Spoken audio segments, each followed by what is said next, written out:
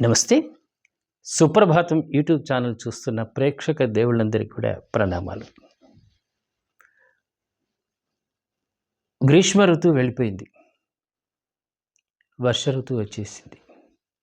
అయినా ఎక్కడ కూడా సంపూర్ణమైన వర్షాలు లేవు. వర్షాలు పడితేనే పంటలు పండుతాయి. పంటలు పండినప్పుడే రైతన్న బాగుపడతాడు. దాని ద్వారా సమస్త వ్యాపారులందరూ కూడా బాగుపడతారు. కానీ ఇప్పుడున్న పరిస్థితి చూస్తూ ఉంటే ఆకాశం వైపు చూడాల్సిన పరిస్థితి వచ్చేసింది. ఎక్కడైనా వర్షాలు సరైన సమయానికి పడని పక్షంలో ఆయా గ్రామాలలో శివాలయంలో సహస్ర ఘటాభిషేకం చేస్తూ ఉంటారు. ఇది గ్రామస్తులందరూ కూడా కలిసికట్టుగా చేసేటువంటి కార్యక్రమం. మరి ఇప్పుడు జరుగుతున్నాయి అవి. ఎందుకు శివాలయాల్లో ఘటాభిషేకాలు ఎందుకు జరగడం లేదు? ఘటం అంటే కుండ.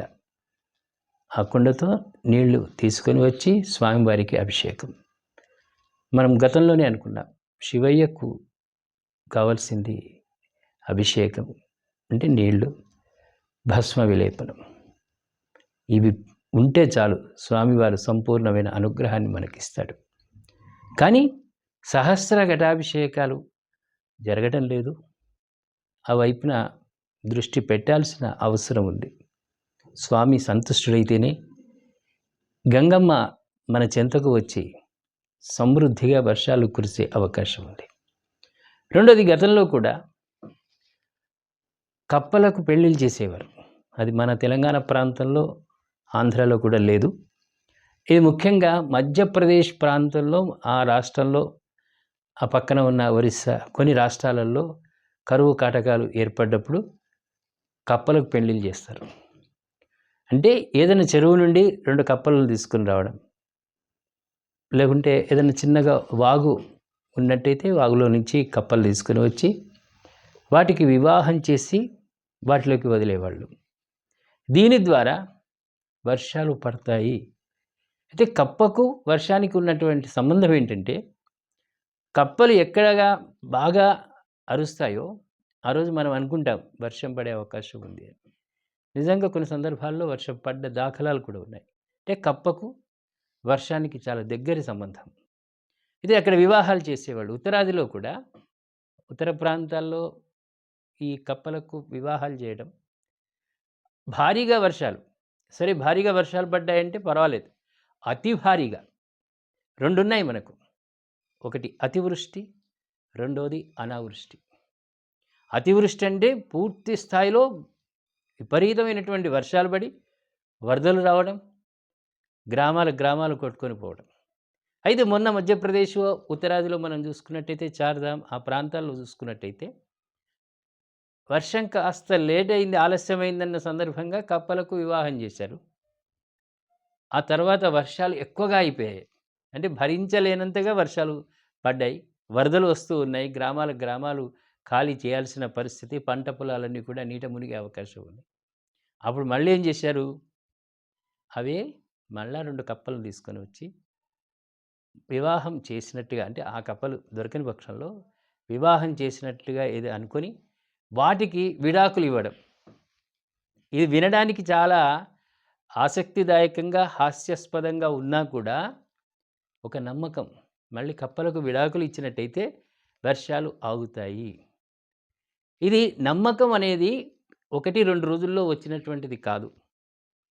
అనాదిగా వస్తున్నటువంటి సాంప్రదాయం. వర్షాలు పడని పక్షంలో కప్పలకు వివాహం చేయటం, అతిగా వర్షాలు పడితే అవే కప్పలకు విడాకులు ఇవ్వడం. దీనివల్ల కూడా వర్షాలు తగ్గే అవకాశాలు ఉన్నాయని ఆ నమ్మకం, దాన్ని ఇంకా కొనసాగిస్తూనే ఉన్నారు. ఇది మధ్యప్రదేశ్, ఒరిస్సా, చార్ధామ్ ప్రాంతాల్లో సహజంగా ఉన్నది.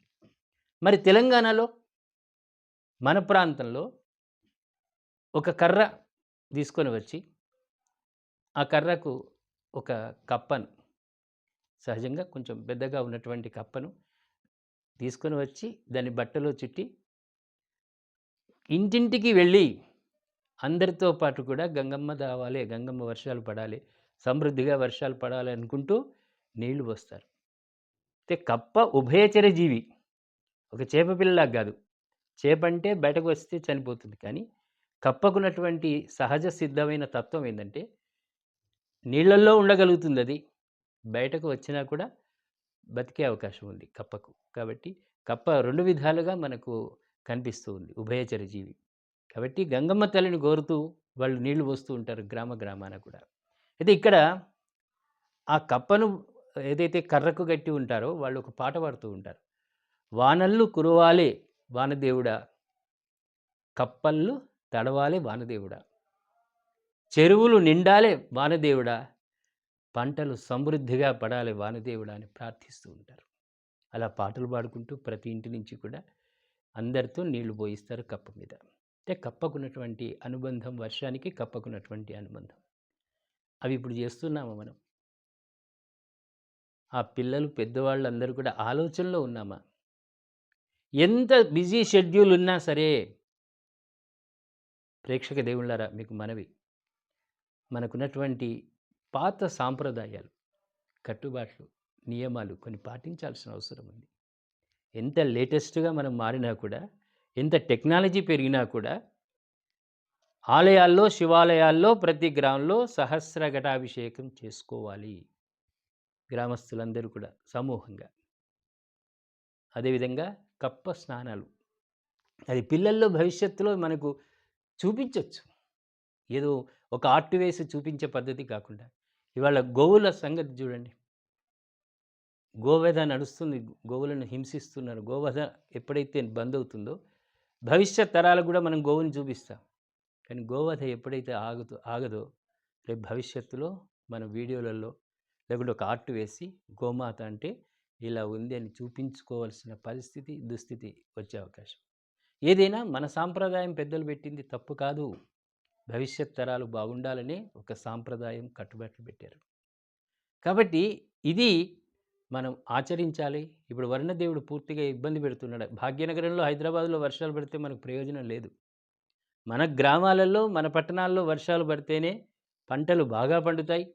రైతన్న బాగుపడతాడు. ఆ రైతన్న బాగుపడ్డాడనుకో, సమస్తమైన ప్రజలు బాగుపడతారు, వ్యాపారస్తులు బాగుపడతారు. అందరూ కూడా ఆనందంగా ఉంటారు. కాబట్టి గ్రామాన కూడా ఈ సహస్ర ఘటాభిషేకాలు, తర్వాత కప్ప స్నానాలు చేయించాల్సిన బాధ్యత ఉంది. శ్రీనాథ కవి సార్వభౌముని గురించి తెలియని వారు ఎవరు ఉండరు. ఒక రకంగా శ్రీనాథ కవి సార్వభౌముని యొక్క రచనలకు ఆకర్షితులై సిరివేనెల సీతారామ శాస్త్రి, వేటూరి సుందరరామూర్తి కొన్ని అద్భుతమైనటువంటి కావ్యాలు రాశారు. అందులో పాటల రూపంలో మనకు ఆ శ్రీనాథ కవి సార్వభౌముని యొక్క రచనలు కనిపిస్తూ ఉంటాయి. వారి యొక్క ఉత్సవాలు ఏ విధంగానైతే రచనలు చేశారో దాన్ని వాళ్ళిద్దరూ కూడా ఇంచుమించుగా అదే రచనలు చేశారు. అయితే ఇక్కడ గమ్మత్తుగా ఏంటంటే, పల్నాటిలో కరువు ఏర్పడింది. అప్పటికి చాలా దుర్భరమైనటువంటి పరిస్థితుల్లో పల్నాటి ఉన్నది. మంచినీళ్ళు తాగడానికి శ్రీనాథునికి మంచినీళ్ళు దొరకలే తాగడానికి. అప్పుడు అక్కడున్నటువంటి వాళ్ళు ఆ పద్యానికి ఆశ్చర్యపోవచ్చు.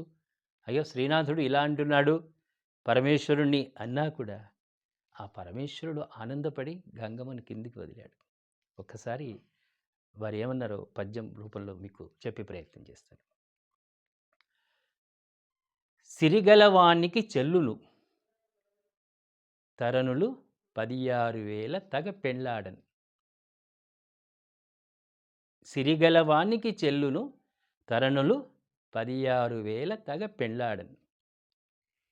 తిరుపమున కిద్దరాండ్రా పరమేశ గంగ విడుము పార్వతి చాలును. పరమేశ గంగ విడుము పార్వతి చాలును. ఎంత ఆత్రత కనిపిస్తుంది. ఎవరైనా ధైర్యం చేసి అంటారా, స్వామి నీకు 2 భార్యలు కదా, ఒకరిని వదులు అనే శక్తి ఉంటుందా అనే ధైర్యం? కానీ శ్రీనాథ కవి సార్వభౌముడు ఏమన్నాడంటే, కరువును చూసి, స్వామి మహావిష్ణువు అంటే ధన సంపన్నుడు, ఆయన దగ్గర లక్ష్మీదేవి ఉంటుంది, పెద్ద కుబేరుడు. 15,000 మందిని చేసుకున్నా సరే, 20,000 మందిని చేసుకున్నా సరే పోషించేటువంటి శక్తి ఆ మహావిష్ణువుకు ఉంది. కానీ పరమేశ నీ అవతారం ఏంటి? నువ్వు తిరిగే విధానం ఏమిటి? కాష్టాలలో తిరుగుతావు, భస్మాన్ని పెట్టుకుంటావు, అందులోనూ మరీను భోలాశంకరుడి భక్తుడు కోరిన కోరికలు వెంటనే తీర్చేటువంటి స్వామివి. అభయం ఇచ్చేస్తావు, అన్ని భోలా. నీ దగ్గర ఏది దాచిపెట్టుకోవు, అంతే భక్తుల కోసమే. అటువంటి నీకు ఇద్దరు ఎందుకయ్యా భార్యలు?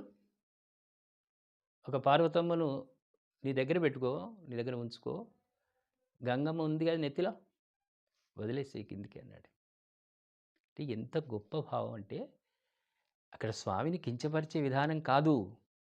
గంగను వదులుము అంటే, గంగమ్మ అంటేనే గోదావరి నీరు.